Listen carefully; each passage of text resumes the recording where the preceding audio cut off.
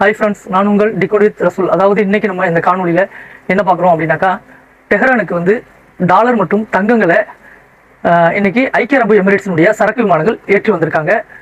ஏன் அப்படிங்கிறது பற்றியும், மேலும் பார்த்தீங்க அப்படின்னாக்கா, அதாவது இந்த கடந்த 24 ஹவர்ஸில் ருத்ர தாண்டவமாக ஆடி இருக்காங்க யமன் ஹவுதிஸ். என்ன நடந்தது அப்படிங்கிறத பற்றியும் ஷார்ட்டாக பார்ப்போம். சேனலை சப்ஸ்கிரைப் பண்ணுங்கள், லைக் பண்ணுங்கள், ஷேர் பண்ணுங்கள், கமெண்ட்ஸ் பண்ணுங்கள். அதாவது ஒரு வாரமாக அந்த ட்ரம்ப் வந்து கேட்டரிங் வண்டியில் போனார், உயிருக்கு ஆபத்து ஏற்படுச்சு ஈரானால் அப்படின்னு சொல்லிட்டு நிறைய பரவலாக தகவல் பரப்பு ஓடிச்சு இல்லையா. அதில் இன்னைக்கு வாஷிங்டன் போஸ்ட் ஒரு தகவல் சொல்லியிருக்காங்க. என்ன சொல்லியிருக்காங்க அப்படின்னாக்கா, துருக்கி வந்து இதை மறுத்திருக்காங்க. அதாவது வாஷிங்டன் போஸ்ட் வந்து துருக்கி மறுப்பு விஷயத்த சொல்லியிருக்காங்க. அது என்ன நடந்துச்சுனாக்கா, துருக்கி திட்டவட்டமாக சொல்லியிருக்காங்க, இந்த மாதிரியான ஒரு பிளானிங்கை ஈரான் செய்யவே இல்லை. அதாவது டொனால்ட் ட்ரம்ப் அவர்களை கொல்றதுக்கு ஈரான் வந்து எந்த விதமான முயற்சிகளுமே ஈடுபட்டது கிடையாது. அது மாதிரி ஈடுபட மாட்டாங்க. எங்களுக்கு நல்ல நட்பு ரீதியான ஃப்ரெண்ட்ஷிப் இருக்குது. அது மட்டும் இல்லாமல் எங்கள் நாட்டினுடைய செக்யூரிட்டி பாதுகாப்புக்கு அச்சுறுத்தல் ஏற்படுற மாதிரி அவங்க ஒரு விஷயத்த செய்ய மாட்டாங்க அப்படின்னு சொல்லிட்டு இன்னைக்கு திட்டவட்டமாக இதை வந்து மறுத்திருக்கு. இது இஸ்ரேலினுடைய சதியாக தான் இருக்கும் அப்படின்னு சொல்லிட்டு துருக்கி வந்து ஓப்பனாக சொல்லியிருக்காங்க. அது வந்து அமெரிக்காவினுடைய உளவு பிரிப்பு இன்னைக்கு அதையும் ஒரு உண்மை அப்படின்னு சொல்லிட்டு இன்னைக்கு சொல்லியிருக்காங்க. என்னன்னா, இஸ்ரேல் வந்து இந்த மாதிரி ஒரு தகவலை சொல்லும் போது எங்களுக்கு அதை பற்றி தெரியும், இது மாதிரியெல்லாம் செய்யறதுக்கு வாய்ப்பு இல்லை. ஆனால் வந்து இஸ்ரேல் வந்து ஈரானுக்கு எதிராக எங்களையும் துருக்கியும் திருப்பி விடுறதுக்கான ஒரு சதியில தான் ஈடுபட்டிருந்தாங்கன்றது எங்களுக்கு நல்லா தெரியும். இருந்தாலும் ஒரு தகவல் பரப்பப்படுதுங்கும் போது அதுக்கான முன்னெச்சரிக்கையாக எங்களுடைய அதிபரை நாங்கள் தற்காப்பு செய்யணும் அப்படிங்கிறதுக்காக தான் நாங்கள் இந்த ஏற்பாடுகளை செஞ்சோம் அப்படிங்கிறத இன்னைக்கு அமெரிக்காவினுடைய உளவு பிரிவும் இன்னைக்கு ஒத்துக்கிட்டு இருக்காங்க. ஆக முதல்ல இஸ்ரேல் வந்து அதாவது ஈரானுக்கு எதிராக அமெரிக்கா மற்றும் துருக்கியை சேர்த்து திருப்பி விடுறதுக்கான சதி வேலைகளை ஈடுபட்டிருக்காங்கிறது தான் உண்மை. ஆனால் ஈரான் வந்து இந்த மாதிரியான ஒரு முயற்சியில் ஈடுபடவில்லைங்கிறது உண்மை. அடுத்து பார்த்தீங்க அப்படின்னாக்கா, அதாவது இப்போ நேட்டோ நாடுகளில் ஒரு சில அசம்பாவிதங்கள் நடந்துகிட்டே இருக்கு இல்லையா. நேதுவாக இடையில பார்த்தோம்னா ஜெர்மனியில் ஒரு போர்ட்டில் வந்து உக்ரைனுடைய ட்ரோன் பார்த்துருந்தோம், கண்டெடுத்தாங்க. அதே மாதிரி போலந்தில் 2-3 தாக்குதல்கள் நடந்திருக்குது. அது மாதிரி ரோமானியாவில் இப்படி தொடர்ச்சியாக வந்து தாக்குதல்லாம் வந்து உக்ரைனுடைய அவங்களுடைய போஸ்ட் பேக் தாக்குதல் மாதிரி இந்த ஆர்டிகல் 5 பயன்படுத்துறதுக்கு அவங்களே வந்து ஒரு சில தாக்குதல்களை மேற்கொண்டு இந்த ரஷ்யா மேலே பழி போட்டுருந்தாங்க இல்லையா. அதே மாதிரி இன்னைக்கு பார்த்தீங்க அப்படின்னாக்கா, அயர்லாந்தில் ஒரு போர்ட்டில் ஆயில் ரிஃபைனரி கிணறு வந்து ஒன்று வெடிச்சிருக்கு. அது மட்டும் இல்லாமல் ரோம்லேயும் பார்த்தீங்க அப்படின்னாக்கா ஒரு ஆயுத கிடங்கு மிக கடுமையான சேதத்துக்குள்ளாக இருக்குது. வெடிப்பு ஏற்பட்டு அது வெடித்து சிதறி இருக்கு. அதே மாதிரி அதாவது இது மாதிரி ஐரோப்பிய நாடுகளில் ஒரு சில அசம்பாவிதங்கள் நடக்கிறதெல்லாம் பார்த்தா உடனடியாக சொல்லிட்டாங்க இதுவும் ரஷ்யாவினுடைய சரியாக இருக்கும் அப்படின்னு சொல்லிட்டு. ஆனால் வந்து இதனுடைய பின்னணியில் யார் இருக்காங்கிறத இன்னைக்கு அந்த பாதுகாப்பு அமைச்சகம் இன்னைக்கு ஒரு கருத்து தெரிவிச்சிருக்காங்க. முழுசாக இதை வந்து சரியான முறையில் விசாரணை பண்ணுங்க, ஒருவேளை இது உக்ரைனுடைய சரியாக கூட இருக்கலாம் அப்படின்னு சொல்லிட்டு இன்னைக்கு அறிவிப்பு கொடுத்துருக்காங்க. அதையும் வந்து அவங்க ஆய்வு பண்ணிட்டு இருக்காங்க. பொறுத்திருந்து பார்ப்போம். அடுத்து பார்த்தீங்க அப்படின்னாக்கா, அதாவது தைவான் வந்து இன்னைக்கு வந்து போர் பயிற்சியில ஈடுபட்டு வராங்க. காரணம் என்ன அப்படின்னாக்கா, ஒருவேளை சைனா வந்து நம்மளை பிடிச்சிருவாங்க அப்படின்னு சொல்லிட்டு திடீர்னு ஒரு பயம் வந்துடுச்சு. ஏன்னா அமெரிக்கா கிட்ட ஆயுதம் இல்லை, இதை ஒரு சந்தர்ப்பவாதமாக பயன்படுத்திடுவாங்க அப்படின்னு சொல்லிட்டு உடனடியாக அந்த மக்களுக்கு அதாவது ஒரு போர் பயிற்சி ஏற்படும் போது அந்த மக்கள்கிட்ட இருக்கக்கூடிய நெட்வொர்க்கை வந்து தடை செய்கிறாங்க, கட் பண்ணுறாங்க. தொலைத்தொடர்பாக கட் பண்ணிட்டு அவங்க அந்த போர் பயிற்சியில் எப்படி ஈடுபடணும் அப்படின்னு சொல்லிட்டு இன்னைக்கு ஈடுபட்டு வராங்க. இதுக்கெல்லாம் காரணம் வந்து அமெரிக்கா கிட்ட ஆயுதம் இல்லாத ஒரு தட்டுப்பாடாக அவங்க பயன்படுத்துவாங்களோ அப்படின்னு சொல்லிட்டு ஒரு பயம் அவங்களுக்குள்ள. அது அடுத்து பார்த்தீங்க அப்படின்னாக்கா, இன்னைக்கு ரஷ்யாவினுடைய அதிபர், அதாவது குரில் அப்படிங்கிற ஒரு தீவு ஒன்று இருக்குது. அது எங்கன்னாக்கா ஜப்பான் அருகிலேயே இருக்குது. இது 1945 ஜப்பானை சார்ந்துச்சு. அதுக்கப்புறம் இந்த 2ஆம் உலக போர்லாம் வந்துச்சு இல்லையா. அப்போ வந்து 1951 வந்து ரஷ்யா கைப்பற்றி அதை வந்து தன்வசப்படுத்துறாங்க. இன்னைக்கு அது அந்த இதுக்கே போகாத ஒரு அதிபர் அந்த பக்கமே போக மாட்டாராம். இன்னைக்கு வந்து புதுசாக வந்து அந்த குரில் அப்படிங்கிற ஒரு தீவை வந்து விசிட் பண்ணியிருக்காரு அப்படிங்கிறாங்க. இதை பார்த்தோன்னா அந்த மக்களுக்கு அதிர்ச்சியாக இருக்குது. அது மாதிரி அந்த மக்கள்லாம் வந்து அந்த ஜப்பானினுடைய அதிபருக்கு எதிரான குரல்கள் எழுப்பிட்டு வராங்க. மிகவும் ஒரு அதாவது பலவீனமான ஒரு அதிபராக இன்னைக்கு கக்காட்சியை பார்க்கப்படுறாங்க. இதுவரையிலும் அந்த ஐலாண்டுக்கு அந்த அதிபர் வந்தது கிடையாது. ரஷ்யாவினுடைய அதிபர் இன்னைக்கு திடீர்னு விசிட் பண்ணுறாங்கன்னா வேற ஏதோ சம்பவங்கள் செய்யறதுக்கு அவங்க காத்துட்டு இருக்காங்க. இதை உடனடியாக தடுப்பதற்கான முயற்சிகளை ஈடுபடுங்க அப்படின்னு சொல்லிட்டு பயப்படுறாங்க. இப்போ இந்த ஐரோப்பிய நாடுகளில் ஒரு சில அசம்பாவிதங்கள் மற்றும் இந்த அச்சுறுத்தல்கள், சைனா, இந்த தைவான், இந்த இதெல்லாம் பார்த்தாக்கா ஒருவேளை இவங்களும் வந்து அமெரிக்கா கிட்ட ஆயுதம் இல்லை அப்படிங்கிறத வந்து அவங்க அதாவது பலகீனம் பயன்படுத்தி இதை வந்து வேற ஏதாவது ஒரு திசை திருப்பும் விஷயமா ரஷ்யாவும் இதை வந்து பயன்படுத்துகிறதா அப்படின்னு சொல்லிட்டு ஆய்வாளர்கள் கருத்து தெரிவிச்சுட்டு வராங்க. அடுத்து பார்த்தோம் அப்படின்னாக்கா, அதாவது பிஎம்எஃப் படைகள் ஈராக்கில் வந்து இப்போ நம்ம பார்த்துருந்தோம் இல்லையா. இடையில வந்து ஈராக் அதிபர் திடீர்னு வந்து ஊழலுக்கு எதிரான நடவடிக்கைகள்லாம் நிறைய மேற்கொண்டாரு. நாங்கள் வந்து இந்த ஈராக் வந்து தூய்மைப்படுத்த போறோம் அப்படின்னு சொல்லிட்டு. அதே மாதிரி இன்னைக்கு இடையில ஒரு அறிவிப்பு கொடுத்துருந்தோம், செப்டம்பர் 30க்குள்ள ஒட்டுமொத்த எதிர்ப்பு குழுக்களும் ஆயுதத்தை கலைஞ்சிடணும் அப்படின்னு சொல்லிட்டு ஒரு அறிவிப்பு கொடுத்துருந்தாங்க இல்லையா. இப்போ செப்டம்பர் 30 வரப்போகுது. அப்போ அதுக்காக வேண்டி அது மட்டும் இல்லாமல் செப்டம்பர் 30 வந்து அனைத்து ஈராக்கில் இருக்கக்கூடிய அனைத்து படைப்பிரிவு கூட்டுப்படைகள், அதாவது அமெரிக்கா மற்றும் ஐரோப்பிய நாடுகளினுடைய படைகள்லாம் அங்கே இருக்கு. அவங்க எல்லாருமே வந்து வெளியேறிடுவாங்க. இந்த 30ஓட அவங்க எல்லாம் வெளியேறாங்க. அது மாதிரி அவங்க இருக்கிறதுனால தானே நீங்க வந்து ஆயுதத்தை வச்சிருந்தீங்க, இதை எதிர்ப்பு குழுக்களா உருவாகிருந்தீங்க. அதாவது இந்த மக்களுக்கு எதிராகவும் ஈராக்குக்கு எதிராகவும் செயல்படுறாங்க அப்படின்னு சொல்லிட்டு அதை தட்டி கேட்கறதுக்காக கவர்மெண்ட் எல்லாம் முடியல அப்படின்னு சொல்லிட்டு தான் நீங்க வந்தீங்க. இப்போ நாங்கள் அது எல்லாத்தையும் நாங்கள் அவங்களை வெளியாக்குறோம். அப்போ நாங்கள் ஒரு தூய்மையான ஒரு அரசாங்கத்தை நாங்கள் நிலைநிறுத்த போறோம். அதாவது இறையாண்மைக்கு கட்டுப்பட்டு எல்லாருமே என்ன பண்ணணும், ஈராக் வந்து ஒரு இறையாண்மை கொண்ட ஒரு நாடா பிரதிபலிக்கணும் அப்படிங்கிறதுக்காக நீங்களும் அந்த ஆயுதத்தை கலைஞ்சிடணும் அப்படின்னு சொல்லிட்டு ஒரு எச்சரிக்கை யார் கொடுக்குறா, ஈராக்கிய அதிபர் வந்து இன்னைக்கு சொல்றாரு. அதுல ஒரு சிக்கல் என்னன்னா, இந்த பிஎம்எஃப் படை அப்படிங்கிறது வந்து அது வந்து ஈராக்கிய ராணுவத்தினுடைய ஒரு துணைப்படை தான். அது என்னைக்கு இருந்தாலும் ஈராக் ராணுவத்தோட அவங்க இணைஞ்சிருவாங்க. அதனால அவங்களுக்கு அந்த பிரச்சனைகள் இல்லை. அடுத்து பாத்தீங்கன்னா அந்த கத்திஃப் ஹிஸ்புல்லா, அப்புறம் பாத்தீங்கன்னா ஒரு 2-3 படைகள் இருக்கு, படைப்பிரிவு இருக்குன்றாங்க. இவங்களாம் வந்து எதிர்ப்பு குழுக்களாக தான் இன்னைக்கு வரல இருக்காங்க. அவங்க ஓப்பனா சொல்லிட்டாங்க, அதாவது அவங்க தான் வந்து இந்த சவுதிக்கும் எச்சரிக்கை கொடுத்தது. இப்போ இந்த சவுதியும் வந்து சவுதிக்கும் ஈராக்கிய அதிபருக்கு கூட இப்போ இன்னைக்கு ஒரு தூதுக்குழு, உயர்மட்ட தூதுக்குழு சவுதிக்கு போய் பேச்சுவார்த்தை நடத்திருக்காங்க. அப்புறம் இவங்களுக்கு எதிர்ப்பு, அதாவது சவுதியும் அமெரிக்காவும் இணைஞ்சு தான் இந்த தாக்குதல் செஞ்சாங்க அப்படின்னு சொல்லிட்டு சவுதிக்கு கடுமையான எச்சரிக்கை கொடுத்தது இந்த பிஎம்எஃப் மற்றும் அந்த எதிர்ப்பு குழுக்கள் தான். அப்படிலாம் இருக்கும்போது இன்னைக்கு ஒரு பேச்சுவார்த்தை நடத்திருக்காங்க. அதெல்லாம் கனெக்ட் பண்ணி இன்னைக்கு வந்து எதிர்ப்பு குழுக்கள் கடுமையான ஒரு எச்சரிக்கையும் அந்த அரசாங்கத்துக்கு கொடுத்திருக்காங்க. அதாவது நீங்க யாரு மற்றும் அந்த உங்களை யாரு இந்த ஆட்சியில உட்கார வச்சது, இதுக்கெல்லாம் பின்னணியில யார் நிக்கிறா, இதை சொல்றது அப்படிங்கிறதெல்லாம் வந்து அவங்களுக்கு, அதாவது அவங்க எல்லாமே அறிஞ்சவங்க தானே. அங்க உள்ள சுச்சுவேஷன் எல்லாம் அவங்களுக்கு தெரியும் இல்லையா. அவங்க என்ன சொல்றாங்க, இதெல்லாம் எங்களுக்கு தெரியும், உங்க வேலை என்னவோ அதை மட்டும் பாருங்க, இந்த ஆயுத கலைப்பு செய்யறது, அது செய்யறது, இது செய்யறதெல்லாம் விட்டுடுங்க, நாட்டை சுத்தப்படுத்துறீங்களா பண்ணுங்க, எங்க கிட்ட வந்து ஆயுதத்தை கலைங்க அப்படி இப்படின்னு சொல்றது தேவையில்லாத வேலை, உங்களுக்கு எதிராக திரும்பக்கூடிய சூழல் ஏற்படும் அப்படின்னு சொல்றாங்க. இது காரணம் என்ன அப்படின்னு சொல்லிட்டு பார்த்தோம்னா, அதாவது இன்னைக்கு ஒட்டுமொத்த அந்த பகுதிகளிலையும் ஆயுத கலைப்பு செய்யணும் அப்படின்னு சொல்லிட்டு அமெரிக்கா வந்து செஞ்சுட்டு வராங்க. இன்னைக்கு செப்டம்பர் 30ஓட நாங்கள் வெளியேறிடுறோம், அதனால உங்க பகுதிகளில் இருக்கக்கூடிய எதிர்ப்பு குழுக்கள்லாம் நீங்க இல்லாம ஆக்குங்க அப்படின்னு சொல்லிட்டு அந்த ஈராக்கிய அதிபருக்கு ஒரு அசைன்மெண்ட் மாதிரி கொடுக்குறாங்க. இது அப்படி ஒரு செஞ்சுட்டாரு அப்படின்னாக்கா இன்னைக்கு ஹிஸ்புல்லாவையும் அங்க லெபனான்ல வந்து ஆயுத கலைப்பு செஞ்சு அவங்க என்ன பண்றாங்கன்னா சிரியா விட்டு அடிக்க விடலாம் அப்படின்னு சொல்லிட்டு ஒரு பிளானிங்ல இருக்காங்க. அதே மாதிரி இங்கேயும் வந்து பாத்தீங்க அப்படின்னாக்கா ஈராக்லயும் இந்த எதிர்ப்பு குழுக்கள் ஆயுதத்தை கலைஞ்சிட்டாங்க அப்படின்னாக்கா இவங்களும் இங்க வந்து ஒரு பலவீனப்பட்டுருவாங்க. அதே மாதிரி அதாவது ஏமன் ஹவுதிஸியை இன்னைக்கு சவுதி மூலமா அடிக்கலாம்னு சொல்லிட்டு அவங்க பிளான் பண்ணியிருக்காங்க. அது நடக்கல. அவங்க தான் இன்னைக்கு கை வாங்கி நிற்கிறாங்க. அதை பிறகு பார்ப்போம். அடுத்து அதாவது இப்போ இந்த ஏமன் ஹவுதி, அதாவது இந்த சிரியா, அதாவது ஈராக்கினுடைய எதிர்ப்பு குழுக்களை இவங்க கலைஞ்சிட்டாங்க அப்படின்னு சொன்னாக்கா இந்த அதிபர் வந்து முழுக்க முழுக்க யாருடைய கட்டுப்பாட்டில் இருப்பார்னா, இவர் வந்து அதிகமா வந்து அமெரிக்காவுடைய கட்டுப்பாட்டில் உள்ள ஒரு அதிபர் தான் இப்போ இருக்கிறது, அரியல் ஜெய்தி அப்படிங்கிறவர். இவர் என்னமோ இப்போ வந்து நாடகம் வர்ற மாதிரி அனைத்தையும் நாங்கள் இறையாண்மை கொண்ட நாடா நாங்கள் கட்டமைக்க போறோம், எல்லாமே வந்து நாங்கள் இறையாண்மை கொண்டு யார் பேச்சும் கேட்க மாட்டோம், எங்களுக்கு தெரியும் இந்த நாட்டை எப்படி ஆளணும் அப்படின்னு சொல்லிட்டு இவர் சொல்றாருன்னா அதுக்கு முழுக்க முழுக்க அமெரிக்காவினுடைய பின்புலம் இருக்கு. இவங்க சதி செய்யறாங்க. அவங்க போற மாதிரி போயிட்டு ஒட்டுமொத்த இதையும் இவருடைய இந்த அதிபரை வச்சு இவங்க நடைமுறைப்படுத்துவாங்க அப்படின்னு சொல்லிட்டு இன்னைக்கு அந்த எதிர்ப்பு குழுக்கள் அச்சப்படுறாங்க. நீ ஒரு கவர்மெண்டா இருக்கும்போது அந்த கவர்மெண்ட் கீழே தான் அந்த அரசாங்கம் ராணுவமும் செயல்படும் இல்லையா. அப்ப இந்த ஈராக் கவர்மெண்ட் வந்து நாளைக்கு ஈரானுடன் மிகப்பெரிய ஒரு போர் ஏற்படுது அப்படின்னாக்கா அவங்க அதை தான் கணக்கு பண்றாங்க. ஈரானை மிக கடுமையா தாக்கும் போது அமெரிக்கா வந்து இதை ஒரு பிளான் பண்ணியிருக்காங்க. பிறகு அந்த போர் உச்ச போரா மாறும்போது இவங்க எல்லாமே சேர்ந்து ஈரானுக்கு சப்போர்ட்டிவா தாக்குதல் செய்வாங்க. ஏன்னா இவங்களுடைய தாக்குதல் வந்து அவங்களால தடுக்க முடியாது, அவங்களால வந்து தாங்க முடியல. ஏன்னா இன்னைக்கு எர்பில் அந்த ஈராக்ல உள்ள அனைத்து ராணுவ தளங்களையும் அடிச்சு தோசம் பண்ணி அவங்களால அடி தாங்க முடியாம தான் இன்னைக்கு வெளியே போறாங்க. அப்படி இருக்கும்போது இவங்க எல்லாம் திரும்பவும் அதுல அந்த போர்ல பார்ட்டிசிபேட் பண்ணாங்க அப்படின்னாக்கா அமெரிக்காவோட ஈஸியா அந்த இலக்கை அடைய முடியாது. ஈரான் வந்து ஈஸியா அந்த தாக்குதலை கடுமையான முறையில் தாக்குதல் செஞ்சுச்சுன்னா இப்ப ஏற்பட்ட இழப்பை விட அமெரிக்காவுக்கு மேலும் மேலும் இழப்புகள் ஏற்படும். அதுவும் இல்லாமல் இந்த போர்ல வந்து அமெரிக்கா பின்வாங்கி ஓடக்கூடிய நிலைமை கூட வரும். ஏன்னா ஒரு ராணுவம் வந்து ஒரு நாட்டுக்கு எந்த அளவுக்கு ராணுவம் பவர்ஃபுல்லா இருக்குமோ அதே அளவுக்கு பவர்ஃபுல்லா அந்த எதிர்ப்பு குழுக்கள் இருந்துகிட்டு இருக்காங்க. அவங்க தான் வந்து சிரியாவிலையும் எச்சரிக்கை பண்ணியிருந்தாங்க, ஹிஸ்புல்லாவுக்கு எதிராக செயல்பட்ட நாங்கள் வந்து சிரியாவையே கட்டுப்படுத்துவோம் பிடிப்போம் அப்படின்லாம் சொல்லியிருந்தாங்க. சவுதிக்கும் அந்த எதிர்ப்பு குழுக்கள் இது எச்சரிக்கை கொடுத்துருந்தாங்க. இன்னமும் அந்த எச்சரிக்கை இருந்துகிட்டு தான் இருக்கு. அவங்க அதுக்கான தாக்குதலும் செய்வாங்க. இதெல்லாம் சொன்னதுக்கு அப்புறம் அந்த அதிபருக்கும் எச்சரிக்கை கொடுத்துட்டாங்க இல்லையா. அதனால அவங்க வந்து உங்களால முடிஞ்சது நீங்க பாத்துங்க, நாங்க என்ன செய்யணுமோ நாங்க செஞ்சுப்போம், நீங்க வந்து உங்க கண்ட்ரோல் வந்துட்டாக்கா எங்களுக்கு வந்து அதாவது நேற்று முதல்ல என்ன பார்த்தோம், அதாவது குதுஸ் படை, ஈரானுடைய குதுஸ் படை இதுக்காக தான் திடீர்னு ஈராக்கை விசிட் பண்ணி எங்களுடைய எதிர்ப்பு குழுக்கள் மேல எந்த நடவடிக்கையும் எடுக்கக்கூடாது, இன்னைக்கு நாளை அடுத்து பிரச்சனைகள் பெருசாகும் போது அவங்க எங்களுக்கு தேவை, அவங்க மேல கை வச்சீங்கன்னா பிரச்சனை உங்களுக்கு தான் அதிகமாகும், பார்த்து நடந்துங்க அப்படின்னு சொல்லிட்டு ஒரு சின்ன எச்சரிக்கையும் கொடுத்துட்டு போயிருந்தாங்க.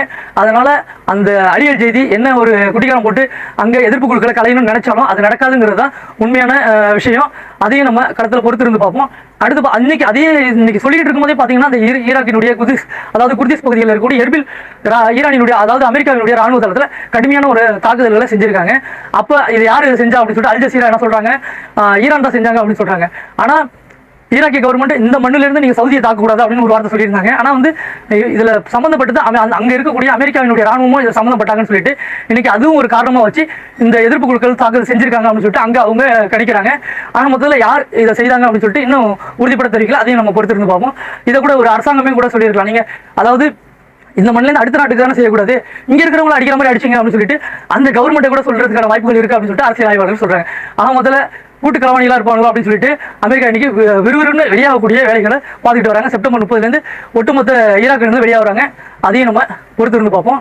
அடுத்து பார்த்தீங்கன்னா முக்கியமான விஷயம், அதாவது ஐக்கிய அரபு எமிரேட்ஸ்லேருந்து இன்னைக்கு பார்த்தீங்கன்னா 2 சரக்கு விமானங்களில் அதாவது டாலர்கள் மற்றும் தங்கங்கள் இது எல்லாத்தையும் ஏற்றிக்கிட்டு இன்னைக்கு டெஹரானுக்கு போய் இறங்கியிருக்கு அந்த விமானங்கள், சரக்கு விமானங்கள். என்ன காரணம் அப்படின்னாக்கா இன்னைக்கு போன தங்கத்தோட மதிப்பு கிட்டத்தட்ட 300 மில்லியன்ஸ் இருக்கும் அப்படின்னு சொல்லிட்டு சொல்றாங்க. அதே மாதிரி டாலர்களும் பல மில்லியன்ஸ் இருக்கும் அப்படின்னு சொல்லிட்டு அதாவது கிடங்கு மாதிரி அதை ஏற்றிட்டு போய் இன்னைக்கு டெஹரானுக்கு கொடுத்துருக்காங்க, ஈரானுக்கு. அதுல காரணம் என்ன அப்படின்னாக்கா ஏற்கனவே முடக்கப்பட்ட சொத்துக்கள்லாம் ஈரானுடைய சொத்துக்கள் அனைத்து ஜிசிசி நாடுகள் எல்லாம் பறந்துபட்டு எல்லா நாடுகளிலுமே இருக்கு. அதுல இந்த துபாயில் இருந்தது ஐக்கிய அரபு எமிரேட்ஸ் எல்லாம் சேர்த்து ஒரு 60% இன்னைக்கு கொடுத்தது அப்படின்னு சொல்லிட்டு இன்னைக்கு சொல்லியிருக்காங்க. இது எதுக்கு இந்த ஐஸ் வைக்கிற மாதிரி கொடுத்துருக்காங்கன்னா அடுத்த கட்ட ஒரு போர் வரும்போது துபாய் ஐக்கிய அரபு எமிரேட்ஸ் வந்து ஈரான் தாக்காமல் இருக்கணும் அப்படிங்கிற ஒரு நல்லெண்ணத்துல அவங்க கொடுத்துருக்காங்க. ஆனா வந்து இது ஈரான் என்ன சொல்லிட்டாங்க, இது நீங்க கொடுத்தாலும் சரி கொடுக்கலனாலும் சரி அதை எப்படி நாங்க பெற்றுக்கொள்ள முடியுமோ அதை நாங்க பெற்றுக்கொள்வோம். ஆனா மொத்தத்துல நீங்க எந்த அளவுக்கு எங்களுக்கு விசுவாசமா இருக்கீங்களோ அதுதான் உங்களுக்கு எங்களுடைய எதிர்ப்பு எங்களுடைய தாக்குதல் இருக்கும். நீங்க எங்களுக்கு எப்பவுமே விசுவாசமா இருக்க மாட்டாங்கிறது தான் உண்மை. அதே மாதிரி சதி வேலைகளை ஈடுபடுவாங்க. அப்படி எது செஞ்சாலும் சரி நீங்க கொடுத்தாலும் சரி கொடுக்கலனாலும் சரி அடி உண்டு அப்படிங்கிற மாதிரி தான் இன்னைக்கு அவங்களுடைய நடவடிக்கைகள் இருக்கு. என்ன காரணம் அப்படின்னு பாத்தீங்கன்னா இதை கொடுத்துட்டு போனதுக்கு அப்புறம் தான் அதே மாதிரி ஓமன் பகுதி அதாவது கடற்பரப்புல இன்னைக்கு துபாய் ஐக்கிய அரபு எமிரேட்ஸினுடைய 2 கப்பல்கள் அதே மாதிரி ஸ்ட்ரைட் ஆஃப் ஹார்மூஸ்ல அமெரிக்காவினுடைய பேச்சை கேட்டு வந்திருக்காங்க. வந்த உடனே அடிச்சிருக்காங்க. ஏன்னா ஸ்ட்ரைட் ஆஃப் ஹார்மூஸ்ல முழுக்க எங்க கண்ட்ரோல் தான் இருக்கு அப்படின்னு சொல்லிட்டு டொனால்ட் ட்ரம்ப் அடிக்கடி ட்வீட் போட்டுட்டு அடிக்கடி சொல்லிட்டு இருக்காரு. இன்னைக்கு காத்தமுல் அன்பியாவினுடைய தளபதி என்ன சொல்லியிருக்காருன்னா முழுக்க ஃபேக்ஸ் ஆஃப் பிளாக் பண்றீங்க, முழுக்க ஃபேக்கான பொய்யான தகவல்களையே சொல்லி பரப்பிட்டு இருக்காரு ஒரு அதிபர் அப்படின்னு சொல்லிட்டு உங்களால முடிஞ்ச சவாலை விட்டாங்க. உங்களால முடிஞ்சா எங்களுக்கு கட்டுப்பாடு மீறி அந்த ஸ்ட்ரைட் ஆஃப் ஹார்மூஸ்ல ஒரு கப்பலையாவது கொண்டு போங்க அப்படின்னு சொல்லும்போது கடைசியில் பாத்தீங்கன்னா இந்த ஸ்ட்ரைட் ஆஃப் ஹார்மூஸ்ல இடிச்ச வயத்தரமா அவங்க கண்ட்ரோல எங்க கண்ட்ரோல தான் இருக்கு, நீங்க துணிச்சலா வாங்க அப்படின்னு சொல்லியிருப்பாங்க போல இருக்கு. உடனே ஐக்கிய அரபு எமிரேட்ஸ் உடனே களத்தில் இறங்கிட்டாங்க. அமெரிக்காவினுடைய பேச்சை கேட்டுட்டு இறங்கி அந்த ஓமன் வழித்தடத்தை பயன்படுத்தி போனதுனால உடனே அடிச்சிட்டாங்க. 2 கப்பலும் தீப்பற்றி எரியுது. அவங்க சொல்லி இவங்க எங்க கண்ட்ரோல தான் இருக்குன்னு அமெரிக்கா சொல்றாங்க. அப்படி அதுக்கு முன்னாடி இவங்க எச்சரிக்கை கொடுக்குறாங்க, முழுக்க எங்க கண்ட்ரோல தான் இருக்குது, யாரும் போவாதீங்க அப்படின்னு. மீறி போனதுனால அடிச்சிட்டாங்க. இந்த சம்பவம் அதாவது காசை கொண்டு போய் கொடுக்குறாங்க, டாலரை கொண்டு போய் கொடுக்குறாங்க, எல்லாமே கொடுத்தும் அடிச்சிருக்காங்க. அப்போ அவங்க விஷயத்துல தெளிவா இருக்காங்க. நீ என்ன செஞ்சாலும் சரி அது என்னுடைய சொத்து, அது என்னைக்கானாலும் எனக்கு வர வேண்டியது. அதாவது ஈரானுடைய முடக்கப்பட்ட சொத்து இல்லையா, அதை என்னைக்கானாலும் எங்களுக்கு வர வேண்டியது. நீ நடந்துக்கிற முறையை பொறுத்து தான் உன் மேல தாக்குதல் நடத்தணும் நடத்த மாட்டாங்கிறது அது உங்க கையில தான் இருக்கு அப்படிங்கிற மாதிரி இன்னைக்கு சொல்லாம அந்த தாக்குதல் மூலமா சொல்லி வச்சிருக்காங்க. அதே வருங்காலங்களில் என்ன செய்யறாங்க அப்படிங்கிறத பொறுத்து இருந்து பார்ப்போம். அதே மாதிரி பாத்தீங்க அப்படின்னாக்கா அதாவது ஏமன் ஹவுதிஸ் இன்னைக்கு மிக கடுமையான தாக்குதல்களை தொடுத்திருக்காங்க. ஏமன் ஹவுதிஸ் மிக கடுமையான தாக்குதல்களை தொடுத்து ருத்ர தாண்டவமும் ஆடி இருக்காங்க. இந்த ஏமன் ஹவுதிஸினுடைய சவுதியினுடைய கூட்டுப்படைகள் மேல அதாவது மோச்சா துறைமுகம் மற்றும் பாத்தீங்கன்னாக்கா மாரிஃப் அப்புறம் அந்த ஏடன் பகுதிகள் கிட்டத்தட்ட அந்த பகுதி முழுக்கமே வந்து மிக கடுமையான ஒரு தாக்குதல்களை ட்ரோன் பாலிஸ்டிக் மிசைல் மற்றும் மிக கடுமையான ஏவுகணைகள் மூலமா தாக்குதல் செஞ்சிருக்காங்க. இதுல பாத்தீங்க அப்படின்னாக்கா அந்த சவுதியினுடைய ராணுவ கட்டளை தளபதிகள் அவங்களுடைய ராணுவ வீரர்கள் மற்றும் பல கட்ட தலைவர்கள் எல்லாமே வந்து கொத்தா இறந்திருக்காங்க இந்த தாக்குதலில். அது மட்டும் இல்லாம அவங்க எங்கெங்கெல்லாம் அவங்க குடியிருந்தாங்களோ எங்கெங்கெல்லாம் மறைந்து இருந்தாங்களோ அந்த ஏமன் ஹவுதிஸினுடைய ஏமன் அதாவது அவங்களுடைய கட்டுப்பாட்டில் இருக்கக்கூடிய அந்த பகுதிகளில் எங்கெங்கெல்லாம் தங்கியிருந்தாங்களோ அங்கெல்லாம் பாத்தீங்கன்னா துல்லியமா கரெக்டா பிளான் பண்ணி அடிச்சிருக்காங்க. அதுவும் கரெக்டா வெற்றி சக்சஸ் பண்ணிருக்காங்க. கடுமையான பேர் இறந்திருக்காங்க. கொத்தா தூக்கிட்டு போயிருக்காங்க சவுதியினுடைய விமானங்கள், சவுதியினுடைய கூட்டுப்படைகள் மற்றும் சவுதியும் சேர்ந்து தான் அதுல அவங்களுடைய இதை ஹெல்ப் பண்ணியிருக்காங்க.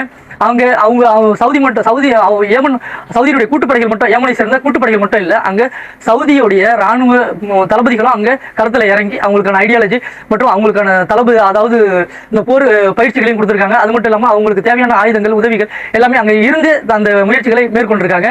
இதையெல்லாம் அறிஞ்சுக்கிட்டு மிக கடுமையான தாக்குதல்களை தொடுத்து கிட்டத்தட்ட இந்த வரைபடத்தை பாருங்க 1, 2, 3 இந்த பகுதிகளில் அந்த ஒன்றுன்னு போட்டு பார்த்தீங்களா, அந்த பகுதிகளில் மட்டும் கிட்டத்தட்ட ஒரு 20,000 ஏமன் ஹவுதிஸினுடைய படைகள் உள்ளே இறங்கி தாக்குதல் செஞ்சு அந்த பகுதிகளை கைப்பற்றும் விதத்தில் போயிட்டு இருக்காங்க. அதே மாதிரி இந்த 2, 3 ஆகிய பகுதிகளில் கிட்டத்தட்ட 30,000க்கும் மேற்பட்ட ஏமன் ஹவுதிஸினுடைய வீரர்கள் அந்த பகுதிகளை கிட்டத்தட்ட 3, 4 கிராமங்களை கைப்பற்றிட்டாங்க அப்படின்னு சொல்றாங்க. அங்கெல்லாம் இறங்கி மிக கடுமையான தடைச்சண்டைகளில் ஈடுபட்டு வராங்க. அதே மாதிரி இந்த 5 இருக்கு பார்த்தீங்களா, 5, 4, 5 இந்த பகுதிகள்லாம் கடுமையான சண்டைகள் போயிட்டு இருக்கு. இந்த 5ங்கிற பகுதிகளில் ரயான், மகரிப், மாரிபுங்கிற பகுதிகளில் அதாவது கடுமையான சண்டைகள் போயிருக்கு. அதே மாதிரி 3 இடங்களில் வெடிப்புகள் ஏற்பட்டிருக்கு. அங்கே இருந்த அனைத்து அந்த தளபதிகள், கூட்டுப்படை அதிகாரிகள் எல்லாருமே வந்து கொத்தா அழிக்கப்பட்டிருக்காங்க அந்த பகுதிகளையும். அதே மாதிரி மிக கடுமையான எச்சரிக்கையும் கொடுத்திருக்காங்க. இது மாதிரிலாம் நடந்துகிட்டு இருக்கும்போது அங்க இருந்த அவங்களுடைய கப்பல்கள் மூலமா ஆயுதங்கள் ஏற்றி வந்தது. அப்புறம் ஒரு சில கப்பல்கள் அந்த வழியா அந்த சவுதியினுடைய கப்பல்கள் கடக்க முயன்ற போது அங்கேயும் அடிச்சிருக்காங்க. அந்த கப்பலும் பாதிக்கப்பட்டிருக்கு. அதே மாதிரி ஒட்டுமொத்த சவுதியினுடைய வர்த்தகமும் ஏற்றுமதி எண்ணெய் வர்த்தகம் எல்லாமே வந்து டோட்டலா கொலாப்ஸ் ஆகிருக்கு.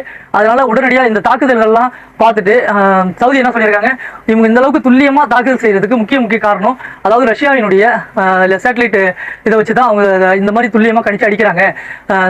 அவங்க முழுக்க ரஷ்யாவினுடைய உதவியோட தான் அடிக்கிறாங்க அப்படின்னு சொல்லிட்டு இன்னைக்கு சவுதி வந்து கதறி இருக்காங்க. அது மட்டும் இல்லாம அந்த ஏமன் ஹவுதிஸினுடைய கட்டுப்பாட்டுல, அதாவது ஏமன் ஹவுதி அந்த ஏமன்ல இருக்கக்கூடிய சவுதியினுடைய கட்டுப்பாட்டில் இருந்த ஒரு தளபதி தப்பிச்சு ஓடினார் பார்த்தீங்களா, அவர் நேற்று போய் கதர்ல இன்னைக்கு உடனடியாக சவுதி வந்து ஒரு கூட்டத்தை கூட்டி இந்த 15 நாடுகள் ஏற்கனவே இந்த பாபுல் மந்தத்தை மீட்போம் அப்படின்னு சொல்லிட்டு டீவோடலாம் குடிச்சிட்டு மீட்டிங் கொடுத்தாங்க இல்லையா, திரும்ப அந்த மீட்டிங்கை டீவோடையோட ஆரம்பிச்சிருக்காங்க. ஆரம்பிச்சு என்ன சொல்லியிருக்காங்க அப்படின்னாக்கா, திரும்ப நம்ம வந்து இந்த பாபுல் மந்தத்தை கைப்பற்றுவோம்.